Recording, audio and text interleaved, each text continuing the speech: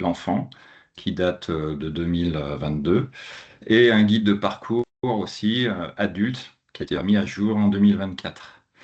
La place du kiné a été clairement identifiée dans ces différents guides, et c'est pour ça qu'on a pu la synthétiser à l'intérieur du groupe de travail URPS. Et je vous propose aujourd'hui de vous en faire profiter. Concrètement, ce webinaire doit vous permettre d'objectiver un peu plus la prise en charge de la pathologie. Elle doit vous permettre aussi de mieux appréhender les outils que l'on a pu mettre en avant.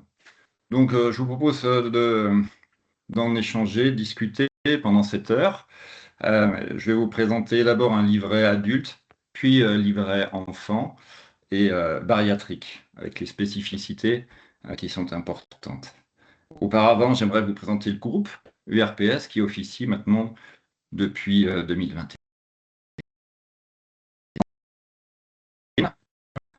Bonjour à tous, Sandrine Larpent-Duty, kinésithérapeute à Voiron. Du coup, moi aujourd'hui, ce midi, je vais plutôt jouer le rôle un peu, on va dire, de modérateur, essayer de gérer un petit peu les questions pendant que Bruno et Stéphane vont vous présenter différentes fiches. Donc, ce qu'on pensait, c'est vous laisser peut-être poser une ou deux questions si vous en avez pendant la présentation entre chaque fiche et après de garder la majorité des questions pour la fin et ce temps d'échange où une fois que vous aurez eu les trois fiches et peut-être des réponses à vos questions dans les autres fiches, et ben de continuer à échanger tous les trois. Voilà. À tout à l'heure.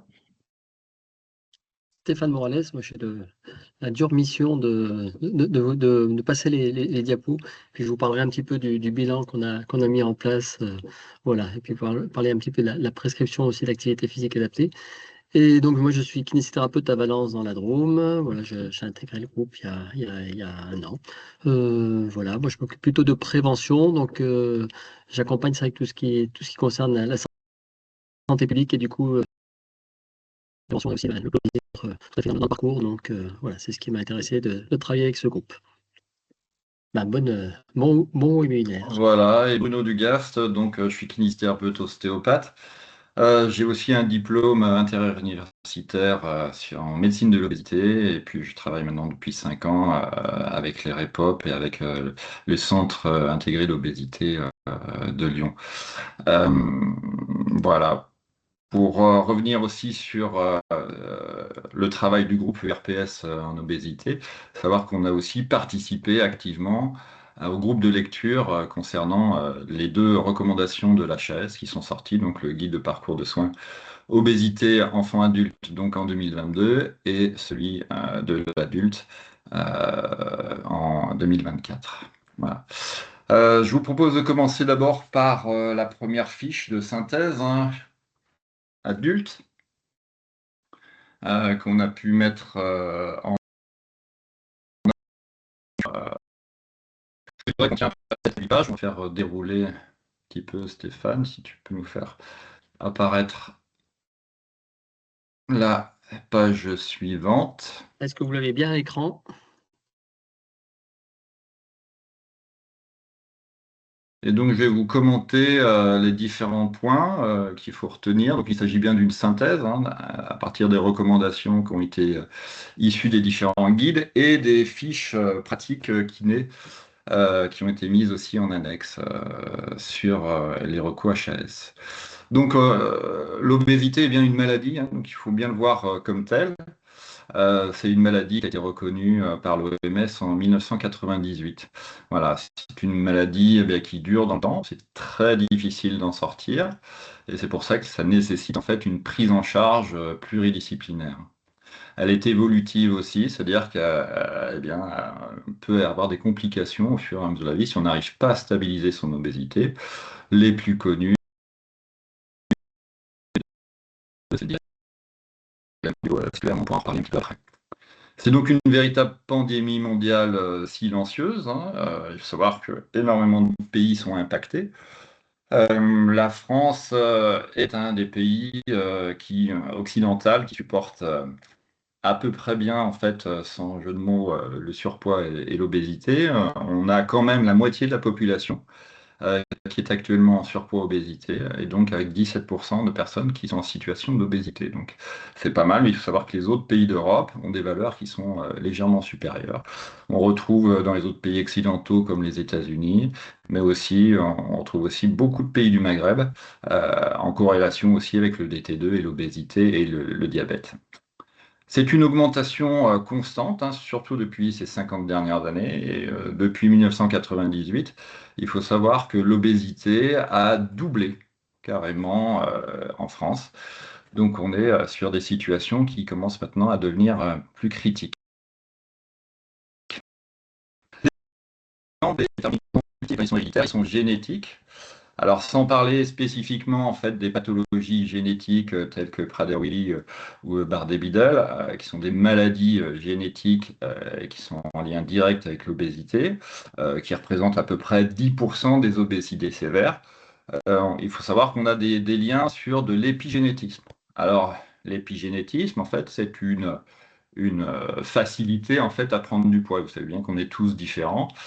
Des gens qui peuvent manger pas mal de choses et qui prendront pas grand-chose, et puis d'autres qui passent devant une boulangerie et ils vont prendre directement 500 grammes. Donc voilà, on n'est pas tous égaux par rapport à ça. Il y a des facteurs héréditaires et des facteurs familiaux aussi qui jouent. L'éducation est important, les facteurs sociaux aussi, on pourra le voir, puisque le gradient social est un des déterminants majeurs en fait de l'obésité. Il faut savoir que dans le milieu cadre, on a une à peu près de 9 sur un grade social plus ouvrier, on peut se retrouver avec moins d'études aussi. On a des gradients d'obésité qui vont jusqu'à 24-25%. Alors que la moyenne, je vous l'ai dit, c'est une obésité à peu près à 17%. L'impact de l'obésité sur notre santé, effectivement, c'est délétère. Si on prend l'ensemble en fait de toutes les obésités, que ça soit obésité légère grade 1 ou grade 3, on a une moyenne de perte de vie, on peut vraiment parler comme ça, de perte de vie de 2,7 ans en moyenne. Si on prend de l'obésité sévère massive, on a jusqu'à 8 ans d'espérance de vie en moins. Donc c'est pas anodin. La classification, vous la connaissez, hein, donc c'est l'IMC qui est très répandu, c'est le poids par la taille au carré, mais il faut savoir qu'il n'y a pas que ça, hein, pas que ce déterminant-là en matière, surtout que là c'est bien remis en question avec des points différents. Bon, l'obésité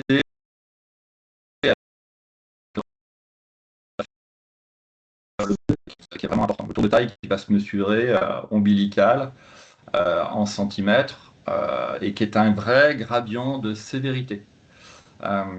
Si vous avez pour les hommes plus de 102, eh bien, vous êtes en obésité avec de la graisse vraiment viscérale. Et c'est la plus mauvaise graisse puisque c'est celle qu'on peut retrouver dans les maladies cardiovasculaires, mais aussi dans le DT2. Pour les femmes, l'indicateur, c'est 88 cm. Donc il faut bien prendre ça en compte, hein. Le Lancet, qui a récemment publié, lui corrèle maintenant beaucoup l'IMC avec ce facteur supplémentaire. Et ça, il faut bien l'avoir en tête. Mais il y a d'autres aussi classifications qui prennent en compte d'autres paramètres. Il y a la valeur d'Edmonton, par exemple, qui, elle, va prendre en compte les comorbidités de la personne, mais elle va prendre en compte également les problèmes fonctionnels qui peuvent être associés. Et puis il y a l'école française qui, elle, en plus de tous ces paramètres, va prendre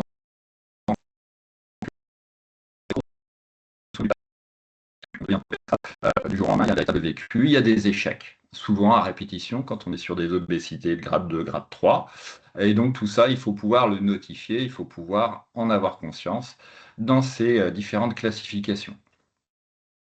Alors on a dit que c'est une maladie multifactorielle hein, qui a beaucoup de conséquences, en premier lieu sur la psyché, avec la dépression, l'anxiété, c'est lié au vécu de la personne souvent, et c'est souvent lié à la stigmatisation. Alors qu'il y a beaucoup de stigmatisation.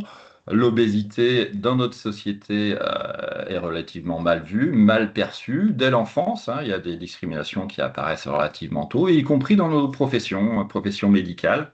On voit parfois arriver la personne avec un mélange de jugement pour certains, voire de dégoût. L'apnée du sommeil est un facteur aussi à prendre en compte, c'est-à-dire que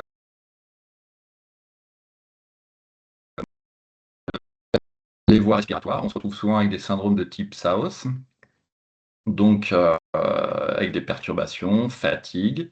Les dysfonctions articulaires, eh bien, on les connaît mieux là-dessus, pour nous kinésithérapeutes. Il s'agit essentiellement de problèmes au niveau des genoux, puisqu'on a une corpulence de cuisse qui est plus importante, eh bien, va faire partir les genoux en valgum et associé bien souvent aussi avec des pieds plats.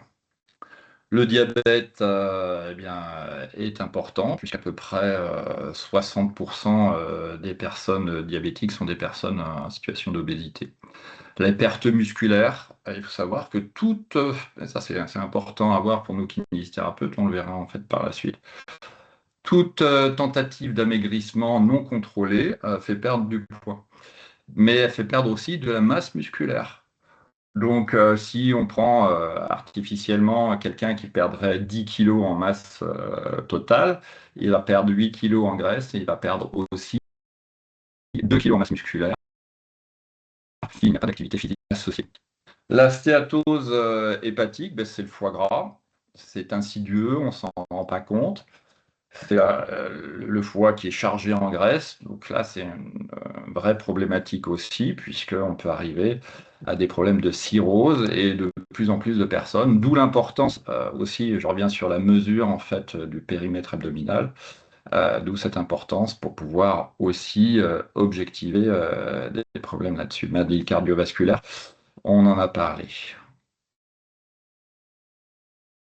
Le parcours de soins, eh bien, vous avez vu qu'on est quand même sur différents grades de patients, différents types d'atteintes avec différents déterminants. Donc, il y a nécessité ou préférable d'avoir un parcours de soins qui va être multidimensionnel pour prendre en charge les différentes possibilités, particularités de prise en charge des personnes et pluridisciplinaire, puisque, on va dire, une très grande partie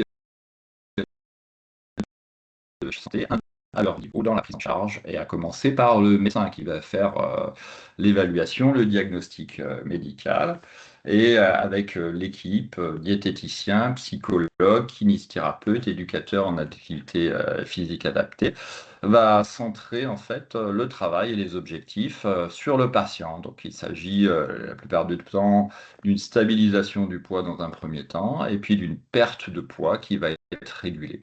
Mais tout aussi important aussi, c'est l'amélioration des comorbidités et de la qualité de vie, puisque je vous ai dit que l'obésité est une prise en charge qui est chronique et on en ressort difficilement. Donc c'est quelque chose qu'on doit contrôler tout le long de sa vie lorsqu'on a été sur des gradients relativement importants et sévères. Alors la situation conduisant à solliciter le kinésithérapeute, selon la HAS 2024, eh bien, on va dire que c'est toutes les situations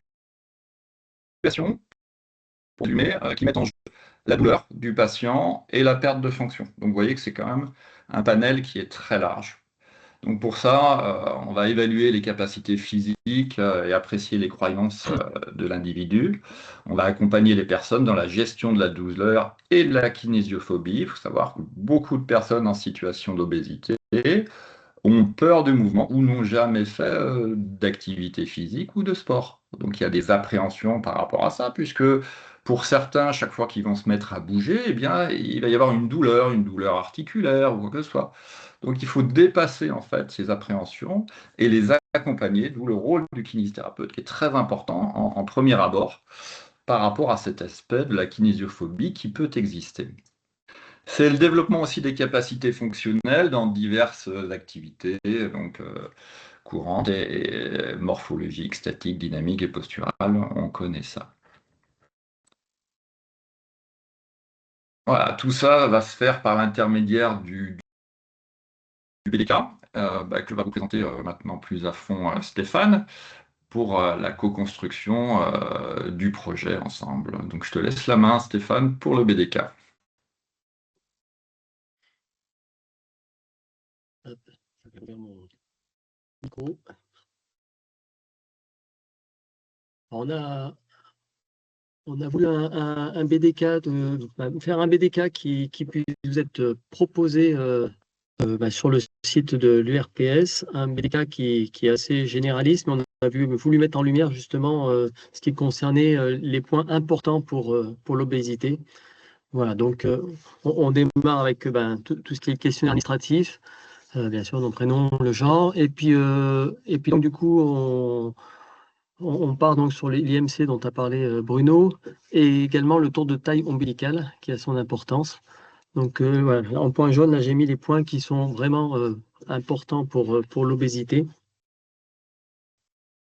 Ce qui est important aussi, c'est la façon pour savoir la personne quand elle vient nous voir, si c'est quelqu'un qui est déjà en commencement d'une perte d'obésité, de perte de poids, ou si c'est quelqu'un qui est stable. Voilà, savoir où c'est qu'on en est dans son parcours, c'est important au niveau du poids.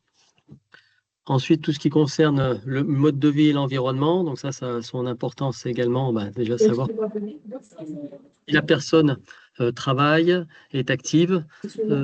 On le verra tout à l'heure aussi avec quelques questionnaires. Et également, quelle est son activité, donc si elle a des activités physiques ou de loisirs. C'est important. Quand on parle d'activité physique, c'est vrai qu'on pense souvent au sport, mais ce n'est pas que le sport. Et donc, quelqu'un qui fait du jardinage, qui promène son chien, voilà, c'est déjà de l'activité physique et c'est à inclure dans son activité. Donc, et souvent, les gens ne sont pas conscients en fait qui font des choses. Donc, c'est aussi bien de mettre en avant ce qu'ils sont capables de faire. Il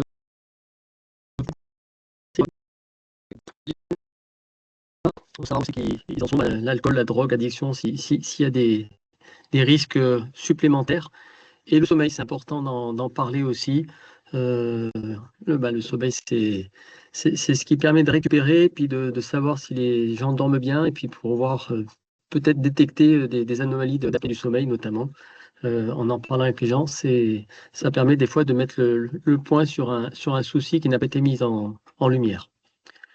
Bruno a parlé des comorbidités. Alors, c'est très important sur l'obésité. Et voilà, savoir s'il y a déjà des pathologies connues, notamment tous les problèmes cardiovasculaires, diabète, restrictions pulmonaires, maladies rhumatismales, qui du coup auront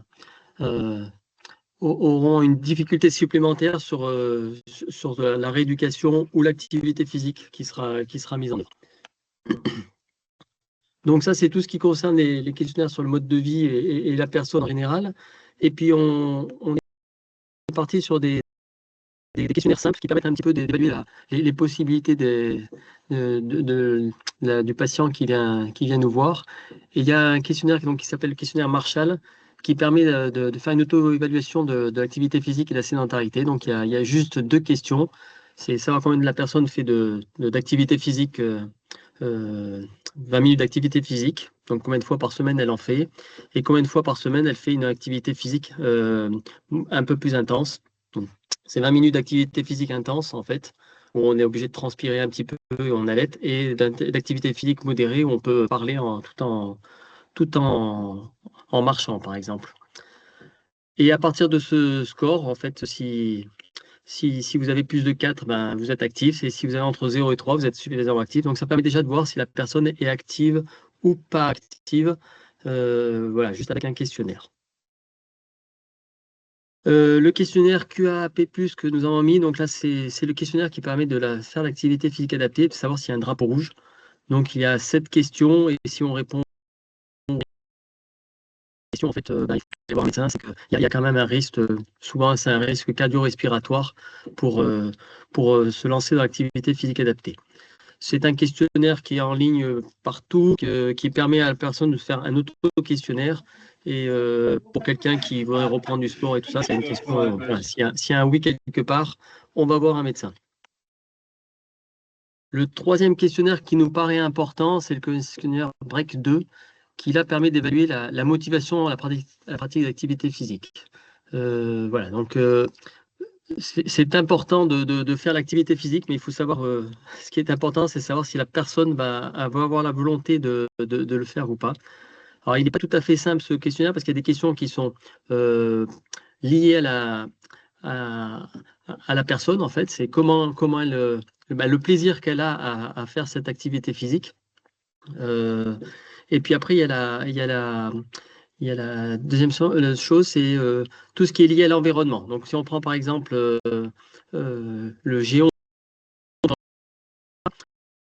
voilà, c'est l'image que ça qui va ressortir. Mais c'est important d'avoir ce ressenti, de savoir si la personne, elle a le plaisir de faire, mais elle le fait aussi pour l'image des autres. Donc, ça permet de voir un peu plus large sur la motivation de la personne.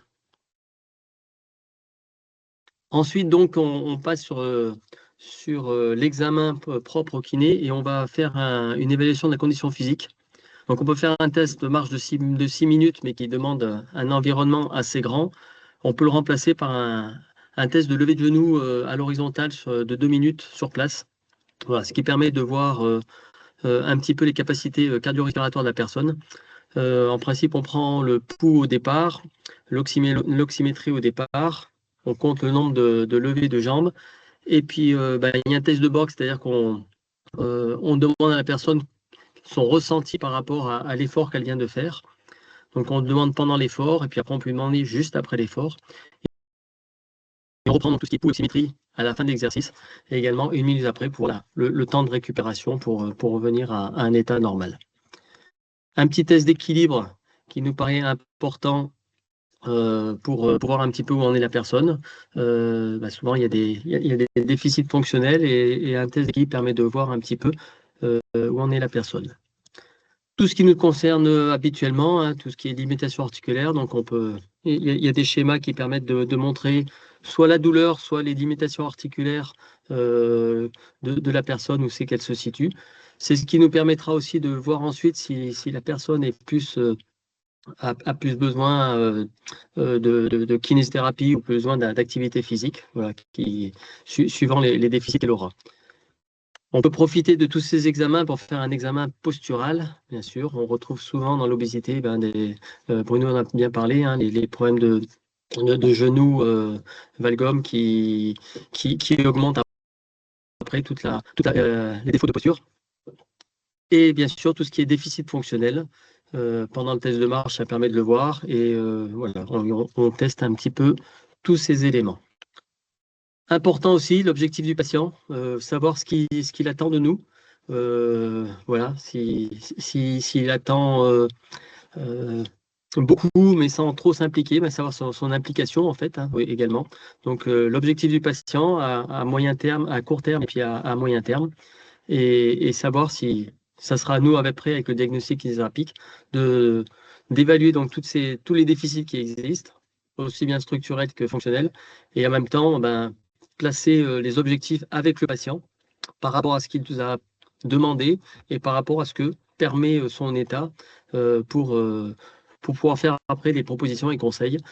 Et puis aiguiller éventuellement si le diagnostic kiné montre qu'il y a des choses qui ne peuvent pas être prises en charge par le kinésithérapeute.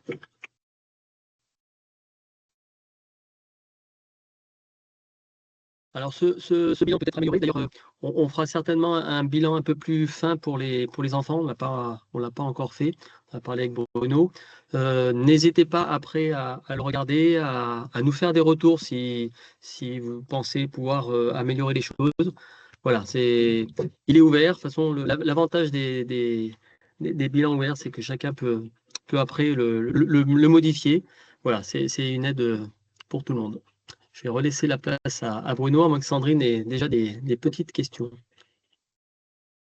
Non, c'est tout. Bon, j'ai répondu à la question pour télécharger les fiches. Donc, j'ai pas de questions en lien avec votre présentation.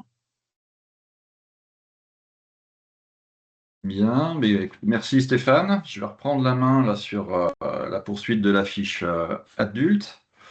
Donc, vous avez vu l'importance du BDK et notamment aussi par intermédiaire du break 2, bien s'orienter en termes de motivation en fait, du patient. J'ai bien compris qu'il faut une pleine et entière participation de sa part. Donc, il est toujours intéressant de savoir si la personne vient parce elle a été encouragée par les autres ou si c'est vraiment elle qui souhaite être acteur en fait de sa prise en charge. Donc là-dessus, suivant l'établissement de ce questionnaire, sans faire forcément d'entretien motivationnel, il est important de pouvoir bien évaluer l'ambivalence de la personne, c'est-à-dire est-ce qu'elle est prête ou pas. Et donc dans ce cas-là, vous allez vous investir de manière différente auprès de votre patient. Si vous voyez que en discutant avec un patient, il y a des freins qui sont relativement importants, qu'il n'est pas prêt en fait à mettre en œuvre, etc., ben, vous allez vous contenter d'éducation, d'information par rapport à ça. Par contre, s'il a déjà fait une démarche de prise en charge auprès du médecin pour suivre en fait de la rééducation, eh bien, ça sera bien différent. Donc, vous voyez qu'à l'intérieur de notre patientèle, c'est très ouvert de prise en charge. Eh bien, donc, évaluer les aptitudes et la confiance dans ses capacités, c'est très important. Explorer les attentes, on en a parlé, c'est bien par rapport aux motivations. Et proposer effectivement un programme de rééducation. Stéphane en a parlé un peu, c'est-à-dire à court terme, des objectifs à moyen terme. À court terme, eh bien, ça va être récupération des amplitudes, récupération d'un petit peu de force musculaire. À moyen terme, ça va être régression, amélioration des douleurs qu'on peut avoir, etc. À long terme, c'est bien évidemment amélioration de la qualité de vie. Il est nécessaire pour cela, en fait, nous, professionnels de santé, d'adopter une posture éducative de bienveillance et d'écoute particulière qui doit permettre de faciliter effectivement l'intégration du patient dans sa prise en charge. On va passer à la fiche suivante. Concrètement, la mise en œuvre en fait des séances selon l'HAS. Donc en préambule, c'est la lutter contre la sédentarité. Ça peut faire sourire, mais effectivement, 41% des personnes ont des activités sédentaires qui sont très importantes ou qui sont en déficit d'activité physique. Alors, bien faire la différence entre les deux, hein. L'activité physique est déjà un tremplin pour pouvoir se bouger mauvais, mais c'est quand même relativement insuffisant. Les recommandations de l'OMS indique bien qu'il faut au minimum 150 minutes à peu près d'activité physique par semaine. Et il y en a dans notre société actuelle très peu de personnes qui sont à ce point. Donc l'ensemble du travail du kinésithérapeute va s'orienter sur deux points en particulier, l'activité physique adaptée et la rééducation. Alors les objectifs de l'activité physique adaptée, c'est de maintenir le poids perdu. Euh, Contrairement à l'idée reçue, on perd relativement peu de poids avec de l'activité physique. Les études Lancet ont montré clairement qu'on perdait simplement avec de l'activité physique 5% du poids du corps total au maximum. Donc vous voyez que c'est quand même relativement peu. Si on met l'activité physique avec en fait des conseils hygiéno-diététiques, on peut monter jusqu'à 10-12% du poids du corps. Donc ça, c'est l'ensemble en fait des programmes de suivi de première intention qui sont proposés lorsqu'une personne se présente avec du surpoids et de l'obésité. Vous avez entendu parler des médicaments, traitements médicaux, les TMO pour l'obésité. Actuellement, ces médicaments proposent une perte de poids comprise entre 15% et 20% du poids total. Et puis on a la chirurgie bariatrique qui, elle, peut aller entre 20 et 25% en fait, du poids total. Donc il faut bien avoir ça en tête. L'activité physique fait perdre peu de poids. Par contre, elle stabilise dans un premier temps et elle évite la perte de masse musculaire. Et ça, c'est vraiment très important pour nous kinésithérapeutes. Chaque fois que vous allez faire un régime, la personne va perdre effectivement du volume total, mais elle va perdre aussi du poids musculaire. Si on suppose, je crois que je vous l'ai dit, sur 10 kilos, on va perdre 8 kilos de masse graisseuse et 2 kilos de masse musculaire. Et si la personne reprend du poids avec les effets yo-yo, eh bien, c'est la double peine, c'est-à-dire qu'elle va reprendre principalement de la masse grasse aux dépens de la masse musculaire, et ainsi de suite. Donc ça, il faut bien l'avoir en tête, d'où la nécessité d'avoir un suivi particulièrement adapté et lorsque l'on fait un régime, d'avoir automatiquement des activités musculaires et de tonification. Donc, éviter la perte de masse musculaire, réduire les risques de comorbidité en augmentant le métabolisme basal, améliorer les capacités physiques et fonctionnelles de l'individu. Voilà. Modalité, la prise en charge, bah, elle doit être préférentiellement, mais c'est pas obligatoire, mais notamment au début, sur l'activité de décharge. L'HS propose des séances de kinésithérapeute. L'HS, c'est pas la caisse primaire d'assurance maladie, donc elle propose ce qui est optimal. Des séances de 45 minutes à 60 minutes, basées à la fois sur de l'endurance et de l'activité musculaire, en dissociant en fait deux phases bien différentes. La phase de perte de poids, où la personne a à faire à peu près 150 minutes d'activité modérée par semaine. C'est un peu augmenté, mais il faut voir aussi avec la personne. Et au moins une activité musculaire, c'est au moins une activité musculaire hebdomadaire. D'accord? Donc, et dès que le poids est stabilisé, eh bien, on peut augmenter, on peut quasiment doubler en fait ces valeurs et faire au minimum 200 à 300 minutes d'activité physique et au minimum 2 séances de renforcement musculaire par semaine. Ensuite, le deuxième volet, c'est la rééducation, que l'on connaît puisqu'on fait ça quand même assez régulièrement au sein de nos cabinets. Donc, c'est tout ce qui va être troubles douloureux, travail de l'équilibre, puisque en fait, il y a une modification posturale qui s'ensuit chez les personnes en situation d'obésité. Donc, il faut travailler aussi les différents appuis, bien évidemment la posture. On a parlé de chaîne musculaire tout à l'heure, où on peut voir très régulièrement des personnes avec des genoux valgum recurvatum, avec les pieds plats, qui entraînent en fait la bascule du bassin en antéversion, hyperlordose, et inversement, compensation au niveau de la syphose dorsale. Les troubles musculaires et la lutte contre la sarcopénie. Donc, on en a parlé, faire un travail régulier par rapport à ça, et des spécificités, mais qu'on trouve très régulièrement, notamment de la kiné respiratoire associée, puisque les personnes ont souvent des syndromes restrictifs, et au niveau de la balance abdominale thoracique. Il peut y avoir aussi des problèmes urinaires, des problèmes vestibulaires, et aussi des problèmes liés au SAOS. Voilà, la mise en œuvre des séances, donc ça se fait au sein du cabinet. On peut le faire en CPTS ou en MSP ou au sein de réseaux spécialisés. Donc dans ce cas-là, je vous conseille de vous rapprocher des CIO, centres intégrés d'obésité, enfin plus généralement les CSO, centres spécialisés dans les obésités. Vous en avez dans toutes les régions et spécifiquement pour le Rhône, ici, on en a pour le 69, un CIO. Voilà, là, les relations entre professionnels de santé sont reproduites sur le schéma. Le médecin va prescrire de la rééducation, va prescrire un suivi diététique ou psychologique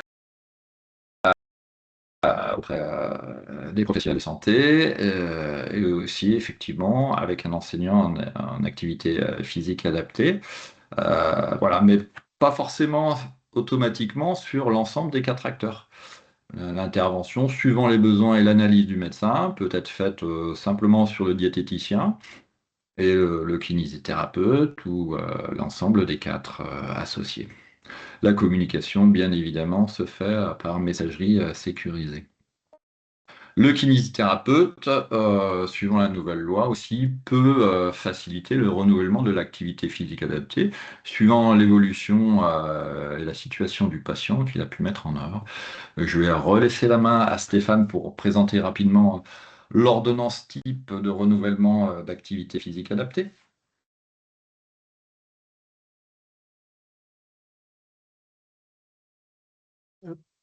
Partager.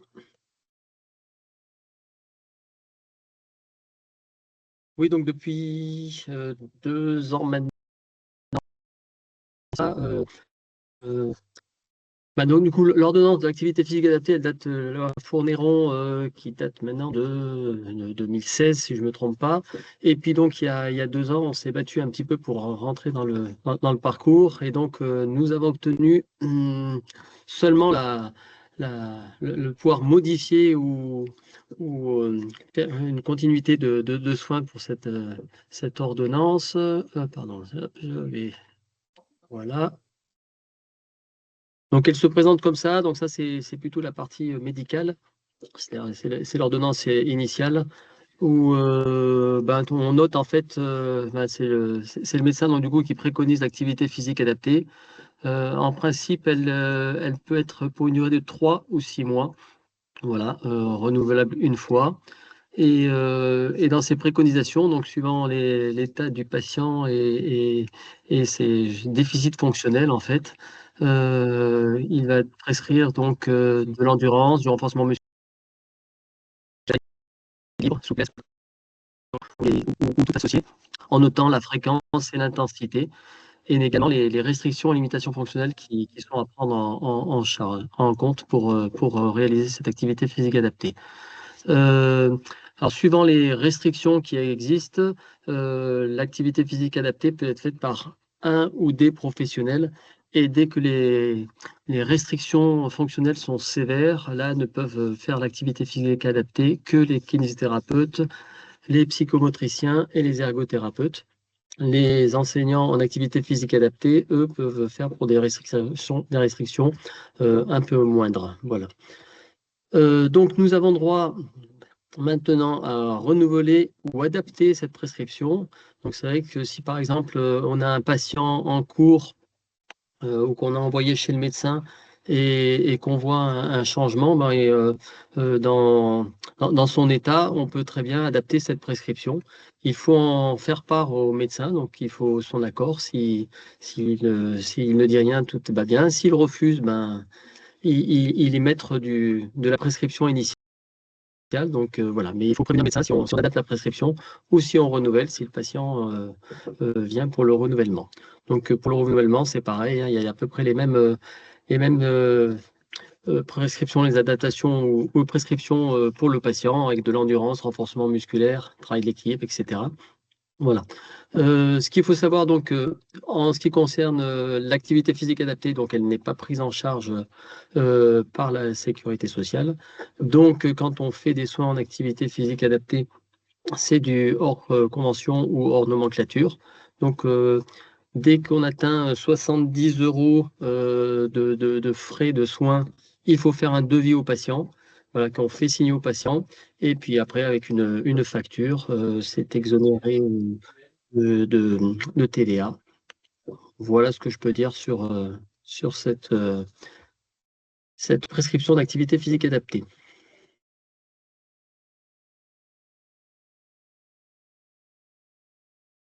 Merci beaucoup Stéphane. Je vais reprendre la main pour terminer la fiche adulte. Rapidement, en conclusion, on avait mis en avant les messages clés, donc je vous les donne rapidement. Donc, on descend. Ouais. Voilà. En conclusion, donc c'est une maladie complexe. Vous avez pu voir, enfin, il y a différents déterminants là-dessus, différentes incidences, différents types de prise en charge. Elle doit être parfaitement adaptée. C'est du cas par cas. Elle est pluridisciplinaire, comme on a pu le voir avec le kinésithérapeute. Elle est un acteur majeur de l'accompagnement, du suivi suivant la chaise. La kinésithérapeute peut adopter une posture éducative et propice au changement.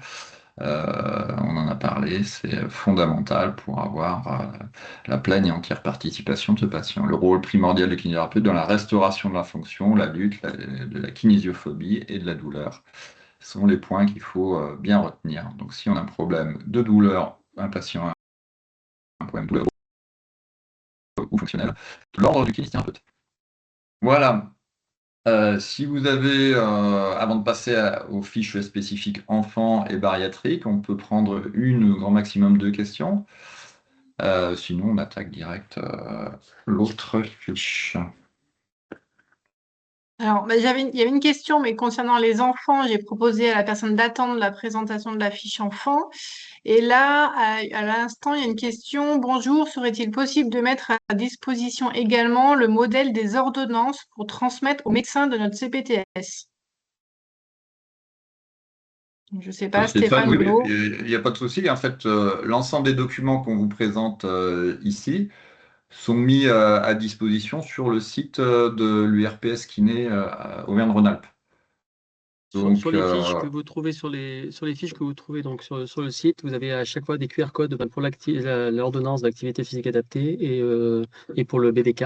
Voilà, vous trouvez les liens pour pouvoir télécharger les, les ordonnances. L'ordonnance, en fait, elle a été, on l'a remise en plus facile, on va dire. C'est celle qui a été faite par le ministère, en fait, hein. Donc, voilà, les points clés sont notés. Ok, parfait. Et donc, juste une dernière question et après, on pourra passer à la suite. Comment gérer la liaison entre les soins de rééducation, donc remboursés, et le sport? alors, il n'y a pas de liaison avec le sport par rapport à ça, si on parle de rembourser. Euh, Ce qui se fait assez couramment, donc l'obésité, comme la plupart des pathologies de la NJAP, enfin, pour la sécurité sociale, ne sont pas reconnues comme telles hein, par la caisse d'assurance maladie. Donc, il faut jouer sur les ordonnances. C'est-à-dire classiquement, maintenant, depuis la nouvelle convention, on peut effectuer deux ordonnances pour le même patient le même jour. Donc, vous pouvez très bien avoir une prescription ou demander une prescription au médecin de rééducation des quatre membres, par exemple, et y ajouter la rééducation respiratoire aussi pour un syndrome restrictif qu'on trouve quasiment tout le temps, ou de la respiration abdominale diaphragmatique.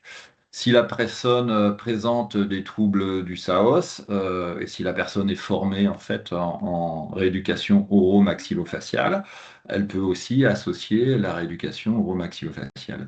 L'important dans cette nouvelle convention, c'est que ça ne soit pas dans le même chapitre que la prise en charge, donc du musculo-squelettique, c'est pas le chapitre que la rééducation respiratoire, pas le même chapitre que le maxillofacial. Donc voilà, parce qu'il n'existe pas d'acte pour l'instant pris en charge par la sécurité sociale sur de l'activité physique telle qu'elle. Et je pense voilà, avant un bon bout de temps. Voilà. Donc on milite, nous, pour qu'il y ait un acte qui soit sur du réentraînement à l'effort, comme ça existe pour le PCO, et comme ça existait à un moment donné pour l'acte pendant la période Covid, mais qui a été supprimé depuis. Donc voilà, on a bon espoir. En attendant, on peut tout à fait travailler, moi c'est ce que je fais de mon côté, sur ces différentes modalités. Quand je prends un patient pendant 45 minutes, voilà, j'ai deux ordonnances distinctes pour pouvoir faciliter la prise en charge. Ouais, et pour revenir à la question initiale, donc là c'est vraiment au niveau rééducation en fait. C'est vrai que la NJAP maintenant avec les deux actes à la suite nous permet de mieux nous occuper de nos patients et d'avoir un suivi global. Et puis ben, tout ce qui concerne l'activité physique, quand il y a vraiment besoin d'activité physique adaptée. Alors l'activité physique adaptée, ça se fait souvent en groupe, hein, donc du coup on n'est plus du tout dans le même suivi que la rééducation. Et là, ben, il faut vraiment avoir une activité physique adaptée en fait. Donc on ne fait pas de la rééducation pendant qu'on fait de l'activité physique adaptée. Donc c'est important de faire le différentiel si on travaille dans son cabinet, le différentiel entre les actes de rééducation et les actes d'activité physique adaptée. Donc pas tout à fait les mêmes horaires, pas tout mélanger. Voilà. Et puis après, bah, il faut faire comprendre aux patients qu'il y a des actes qui sont remboursés par l'assurance maladie et d'autres actes ben, qui ne relèvent pas d'assurance maladie et donc ben, qui sont pris en charge par le patient. Et que donc, ben, c'est là où je vous parlais du devis et puis de la facturation. Et puis après, il ne faut pas hésiter aussi à travailler en pluriprofessionnel, hein. Puis donc, Si on ne fait pas d'activité physique adaptée en tant que kiné, ben, il ne faut pas hésiter à envoyer vers des professionnels de l'activité physique, notamment ben, d'autres confrères qui le feraient, ou des enseignants en activité physique adaptée pour qui c'est le travail en fait. Et il ne faut pas hésiter parce que c'est vrai qu'il y a un besoin de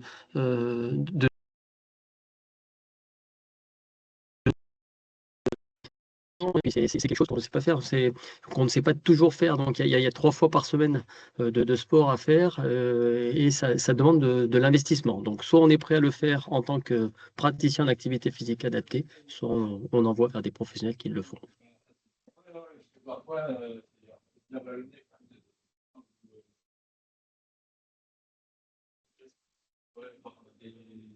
Ah, on n'entend pas bien.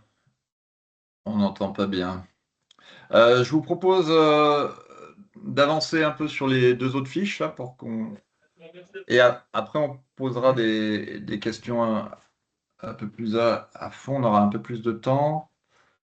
Donc, on va passer aux fiches spécifiques, hein, enfants et adolescents. Donc là, c'est pareil. Le groupe de travail URPS Kiné a pu travailler conjointement avec la l'HAS sur un travail de relecture.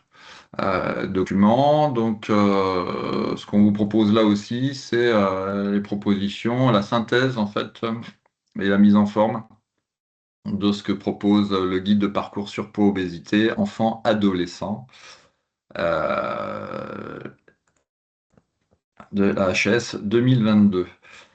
Donc le contexte, ben, on va y revenir, hein, donc c'est une maladie chronique évolutive. On a vu tous les tenants, les aboutissants. Là aussi, une très forte augmentation, donc 3% en 1965, 17% de jeunes en surpoids. L'obésité touche 5% des jeunes. Alors, il faut dire que les chiffres ont été même revus, on est plus vers du 6 ou 7%. Il y a eu un plateau dans les années 2010-2020 et maintenant l'obésité repart à la hausse. Les disparités sociales, elles sont présentes là aussi, quasiment de la même manière, avec des gradients, des multiples qui sont des fois 4.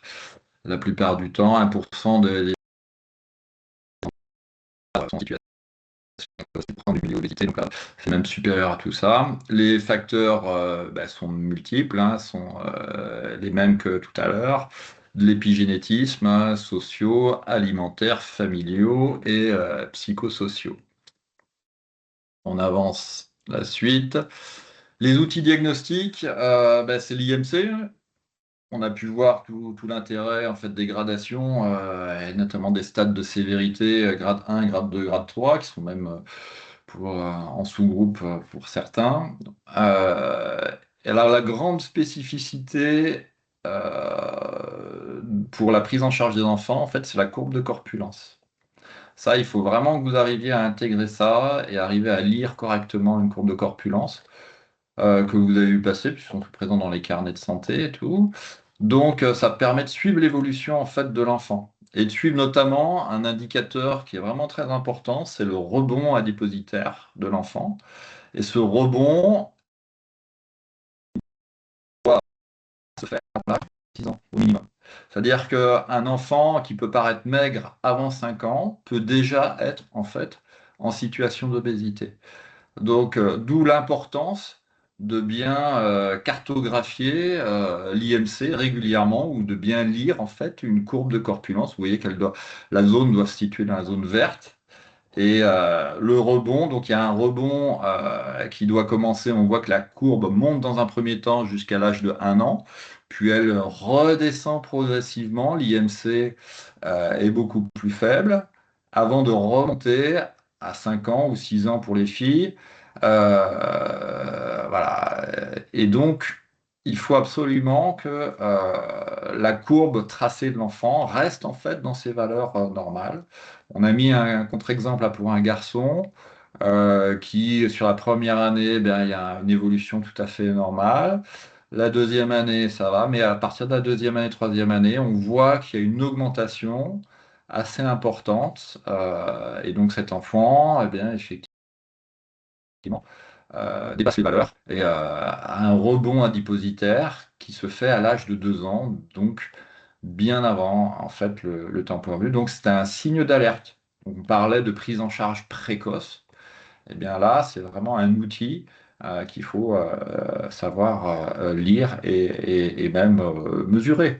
De votre côté, quand vous allez avoir un suivi d'un enfant, il vous suffit simplement d'avoir alors, normalement, il est suivi par le médecin, mais de votre côté, suivant l'évolution, vous pouvez, prise de poids et mesure aussi taille, donc vous avez très facilement le suivi objectif de l'évolution de l'enfant.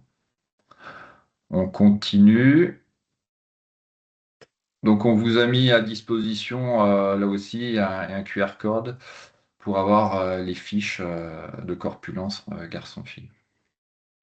Parcours de soins, de la même manière, c'est une prise en charge qui est adaptée, mais encore plus centrée en fait sur l'enfant, puisqu'on va prendre en compte l'ensemble des acteurs, et même il y a des éducateurs, donc il y a des réseaux qui travaillent beaucoup, on travaille beaucoup avec les réseaux enfants, notamment le réseau REPOP, et des éducateurs qui vont prendre en compte la situation familiale, le parcours scolaire, les habitudes de vie, l'aspect psychoaffectif. Donc vous voyez qu'on est vraiment sur une prise en charge globale et un suivi parfaitement adapté.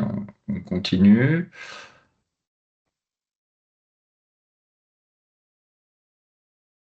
Sollicitation du kinésithérapeute.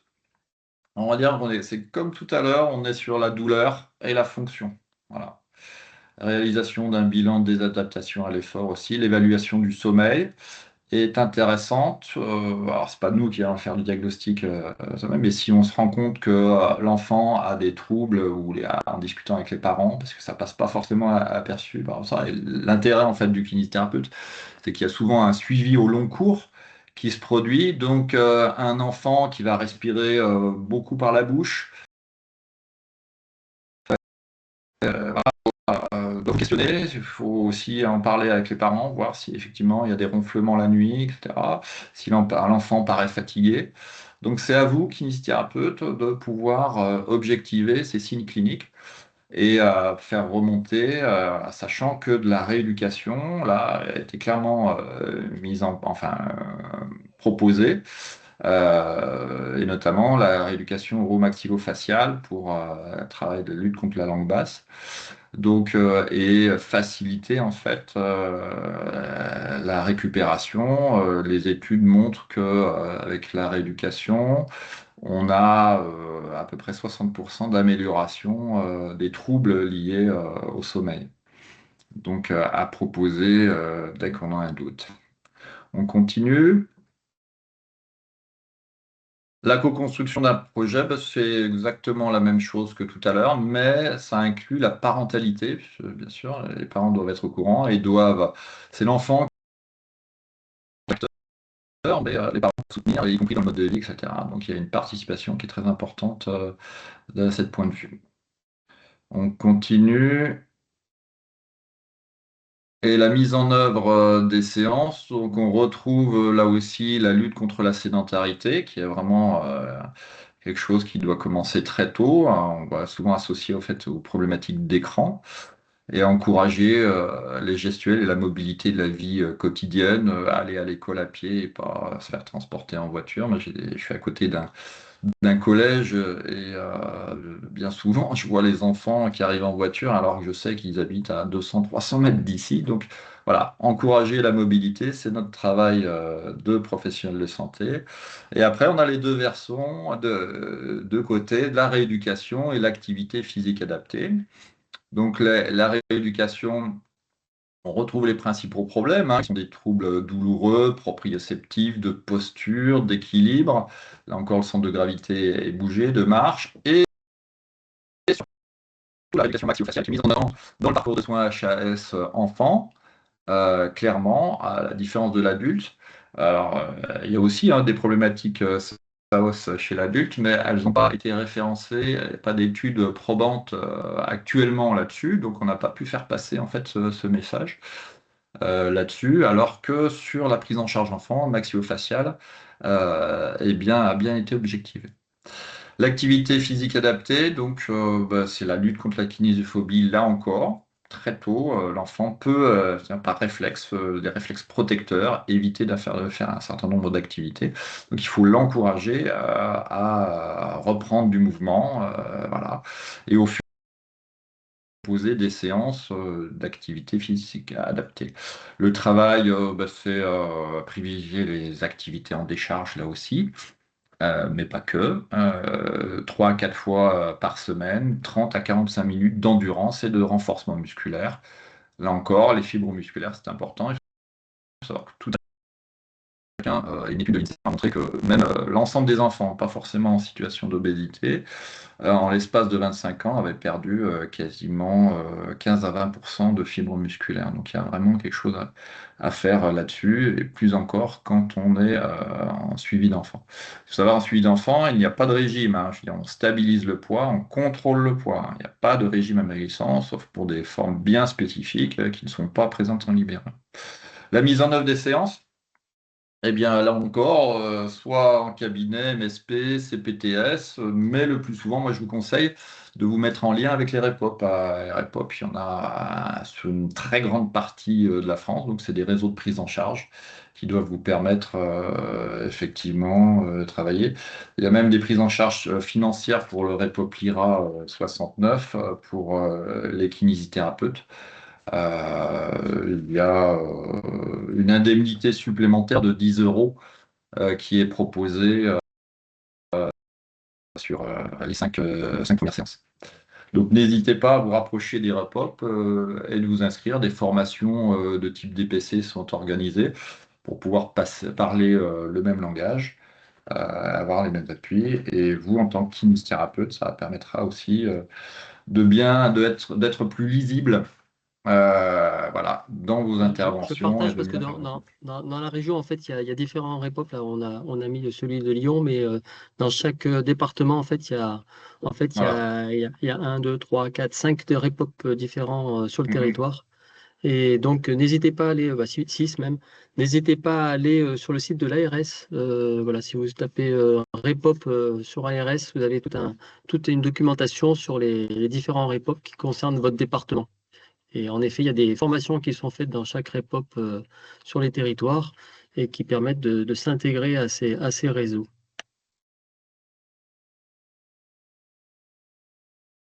Les messages clés pour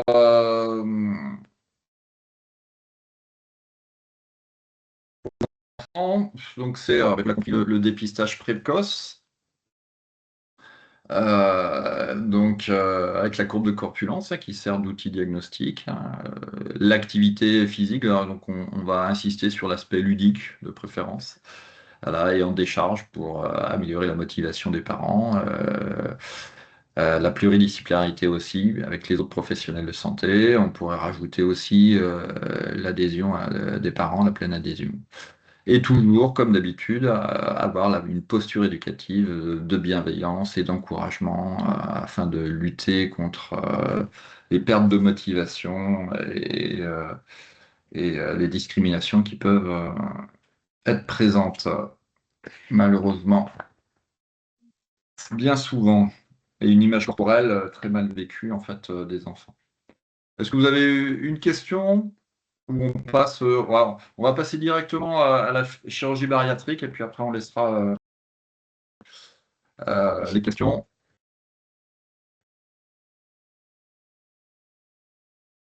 Voilà, chirurgie bariatrique, encore une spécificité de la prise en charge de l'obésité, mais où les kinésithérapeutes ont toute leur place. Donc pour revenir un petit peu sur l'ensemble du contexte, donc la France est un pays qui opère beaucoup, qui opérait beaucoup. Elle montait carrément jusqu'à 55 000 opérations, 60 000 opérations par an, ce qui fait de la France le troisième rang mondial en termes d'intervention chirurgicale. Alors, je ne sais pas si c'est bien ou pas bien ou quoi que ce soit, mais bon, voilà, c'est un fait. C'est en diminution parce qu'il y a des régulations et je vais vous en parler qui ont été mises en avant là encore une fois par la HAS. Donc ça doit être un traitement de seconde intention. Attention, c'est hygiéno-diététique, c'est-à-dire activité physique, diététique, voilà, pendant au moins 2 ans, avant d'envisager toute orientation sur la chirurgie bariatrique. Avec des critères maintenant qui sont plus clairs. Donc l'IMC doit être automatiquement supérieur à 40, donc on parle d'un grade 2, hein. Mais en grade 1, on peut jouer aussi sur 35-40 à partir du moment où vous avez des comorbidités qui sont relativement importantes. Et même en surpoids, dans le cas où le diabète de la personne est mal contrôlé, il peut y avoir maintenant une intervention chirurgicale et un suivi prise en charge sécu. 2 techniques qui sont réalisées en France, en fait il y en a 3, mais il y en a une qui est en perte de vitesse, qui va bientôt disparaître, c'est l'anneau gastrique, hein, tel que vous avez dû en entendre parler. La sleeve gastrique, donc c'est une opération restrictive. On va enlever les 2 tiers de l'estomac, et notamment toute la partie haute de l'estomac, le fundus, etc., qui produit de la ghrelin, qui donne l'action de faim en fait, au niveau de l'hypothalamus. Donc les 2 tiers sont enlevés, c'est la technique la plus courante, 60% des cas. Une autre technique, bypass, qui est plus utilisée sur des obésités vraiment sévères, ou des échecs, etc. Technique restrictive et malabsorptive, c'est-à-dire que là, on va aboucher directement l'estomac avec l'intestin. Et donc c'est le bypass en Y, hein, on va couper la transmission au niveau du duodénum. Donc il y a la sécrétion qui se fait quand même au niveau du foie et bien sûr au niveau du pancréas, mais qui va tomber plus loin. Donc il y a un problème aussi de raccourcissement au niveau des intestins grêles, donc c'est pour ça qu'il y a une malabsorption. Ça représente 1 tiers des interventions en France. Malabsorption, ça veut dire que c'est des personnes qui vont être supplémentées en vitamines et en apports minéraux tout le long de leur vie. Ce genre de chirurgie n'est pas réversible et pour ça, il y a tout un parcours. La suite, les risques des interventions. Alors, risques des interventions, il y en a 2, hein, c'est le dumping syndrome, c'est une grosse fatigue postprandiale immédiate et c'est dans les 2 interventions. Pour le bypass uniquement, donc j'en parlais là, il y a une baisse très importante vitamino-ferrocalcique. Donc il y a nécessité de suppléer en médicaments tout le long de sa vie et de fractionner aussi les repas. C'est des petits repas qui vont être faits à chaque fois parce que l'estomac est beaucoup plus petit et une assimilation qui est beaucoup plus lente. Donc voilà, mais avec des risques aussi, de malaise hypoglycémique, là, c'est plutôt tardif celui-là. Il se fait 2 à 3 heures après le repas. Donc vous voyez que c'est pas anodin. Dumping syndrome qui tout de suite après le repas. On a aussi un risque de malaise vagal 2 à 3 heures, hypoglycémique plutôt 2 à 3 heures après le repas. Donc ça, en tête. Mais néanmoins, c'est des interventions qui fonctionnent bien et qui servent de référentiel, même à l'heure actuelle avec l'arrivée des médicaments, hein, d'analogues du GLP-1. Voilà, on voit de plus en plus maintenant les interventions et les médicaments comme des actions complémentaires, puisqu'on peut avoir des baisses de poids, je vous dis, qui vont osciller entre 20 et 25%. Parcours de soins préopératoire, donc il est très important que le patient ait un suivi et soit en pleine connaissance en fait de l'ensemble des tenants et des aboutissants. Il doit avoir une vision parfaitement éclairée des problématiques et des gains qu'il peut avoir. Et tout ça, il doit faire un parcours relativement long, un travail de TP aussi, avant une décision finale aussi qui va avoir lieu en concertation pluridisciplinaire. Ensuite, l'importance du suivi opératoire, c'est améliorer le bien-être physique et psychologique de la personne, favoriser l'intégration sociale, en particulier en groupe. On continue, voilà. Pour ce qui nous intéresse, donc ça va être la prise en charge kiné préopératoire. Là, c'est clairement travailler l'amélioration capacité physique et musculaire en fait de l'individu. On va préparer l'individu pour qu'il puisse bien mieux supporter en fait l'opération. On va capitaliser le plus possible en termes de gestuelle, en termes de renforcement musculaire, de capacité musculaire, pour pouvoir supporter plus facilement l'opération et récupérer aussi. Donc, très rapidement, là, pendant les 6 mois, la rééducation doit être faite, qui va être essentiellement basée sur un travail d'endurance, là aussi, et de renfort. La prise en charge post-opératoire, aussi dans les 6 mois, elle va être basée sur 2 points particuliers, notamment l'évolution posturale, c'est-à-dire qu'il y a une modification des appuis, modification de la corpulence, donc ça va générer bien souvent des problématiques de dos. Donc là, c'est tout à fait aussi dans nos capacités pour pouvoir anticiper tout ça. Les centres de gravité, enfin, faire de la rééducation posturale, on peut faire du Mézières, c'est des choses qui fonctionnent bien, relativement doux. Et puis on met en place aussi effectivement de l'activité physique adaptée, toujours renfort musculaire, de la même manière, en passant le relais par la suite avec des éducateurs en activité physique adaptée ou si la personne est parfaitement autonome, en l'orientant vers des pratiques sources de plaisir et de bien-être, idéalement en groupe. C'est ce qui permet d'avoir les meilleurs résultats. Message clé pour terminer. Le traitement, c'est un traitement définitif, hein, on l'a bien compris. Et donc, ça nécessite une décision parfaitement éclairée et pleine participation du patient. Le kinésithérapeute intervient, comme nous avons pu le voir, avant et après la chirurgie bariatrique. La rééducation et l'activité physique sont au cœur et vers l'amélioration de la fonction et éviter surtout sur le long terme la reprise pondérale. Voilà, et comme toujours, on est sur un travail pluridisciplinaire d'écoute et d'échange. Voilà, on arrive à l'issue de la présentation des fiches et des BDK. Écoutez, je suis très heureux de pouvoir partager ce moment avec vous et on est à votre disposition pour répondre aux questions. Alors, il y a eu une question qui n'avait pas été, oui, qui avait pas été posée tout à l'heure sur l'activité physique adaptée et le financement. C'était, y a-t-il des appels à projets qui peuvent permettre de financer le kiné pour des cours d'activité physique adaptée? Je ne sais pas si vous avez connaissance d'appels à projets particuliers.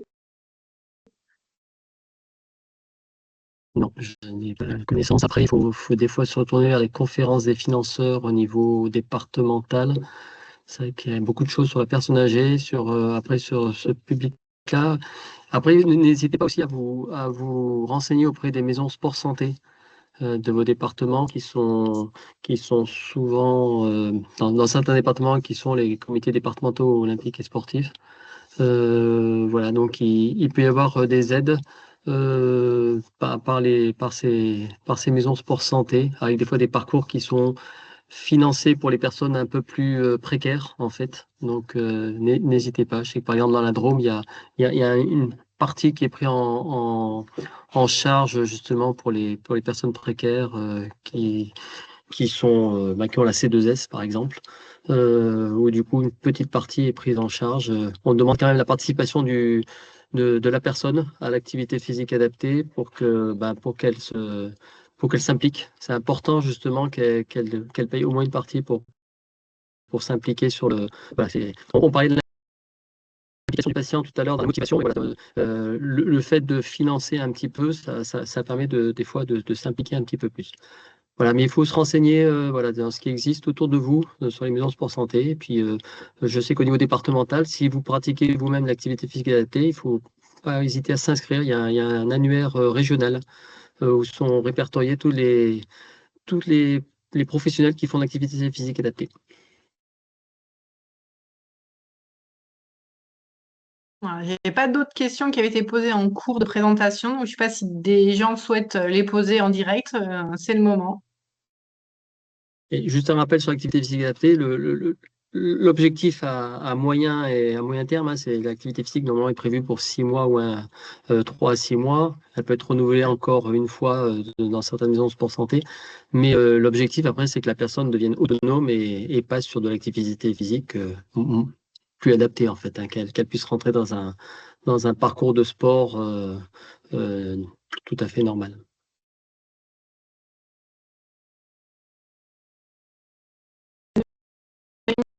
Taille des enfants, est-ce qu'il est chiffré? Je laisse passer parler l'expert, là. Oui, oui, oui, il est chiffré. Bah, là, je ne l'ai pas sous les yeux, mais enfin, oui, on peut le trouver assez facilement. Euh, alors, nous, on mettra en place, c'est en fonction de l'âge, hein, sans doute, hein. Donc, on mettra en place un BDK spécifique. Voilà, il faut qu'on travaille dessus, spécifique enfant. Donc, suivez bien donc les différents messages que vous pouvez recevoir. Donc, voilà.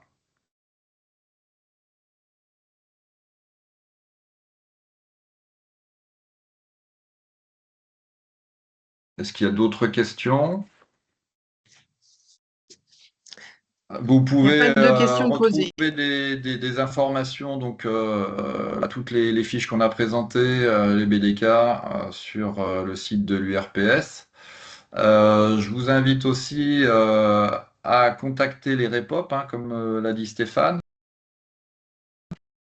Prise en charge enfant, donc, enfant.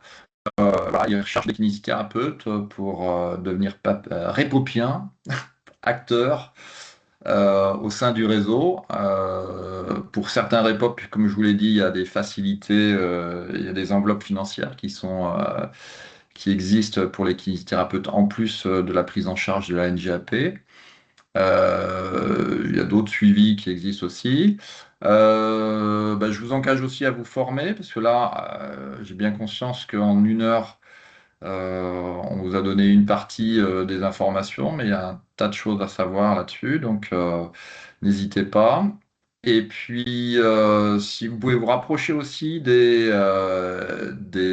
CSO, des centres spécialisés d'obésité, il y en a maintenant il y a un maillage territorial sur l'ensemble du national. Pas forcément dans votre département, mais ces centres spécialisés ont mis en place aussi des cartographies de kinésithérapeutes référents, de professionnels de santé, tout confondu, et aussi de kinésithérapeutes référents sur un secteur pour pouvoir, qu'un patient par l'intermédiaire d'un moteur de recherche, puissent trouver les professionnels compétents sur leur secteur. Donc, plus il y aura de kinés qui seront acteurs dans ces réseaux, mieux ce sera et on arrivera encore plus à être lisible là-dessus. Et pour rappel, donc ce webinaire sera visible en replay, donc n'hésitez pas à en parler à vos consoeurs et confrères. Et voilà, c'est comme on l'a dit au départ, c'est un problème de santé publique et ben, c'est important de mettre en avant la place du kinésithérapeute en santé publique. Donc parlez-en autour de vous.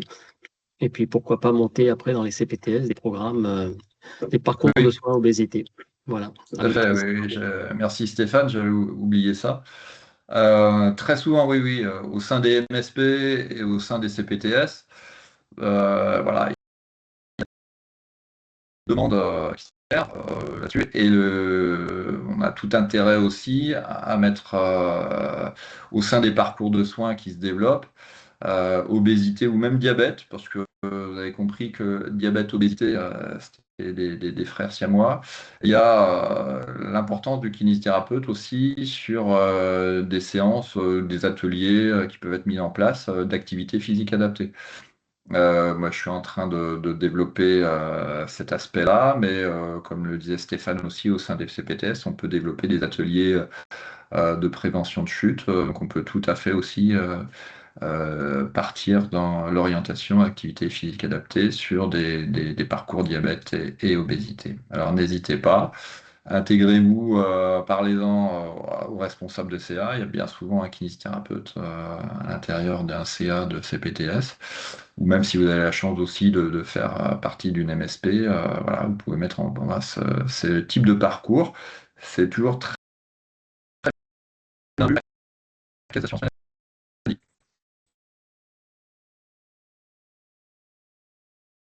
Merci à tous et toutes. Merci.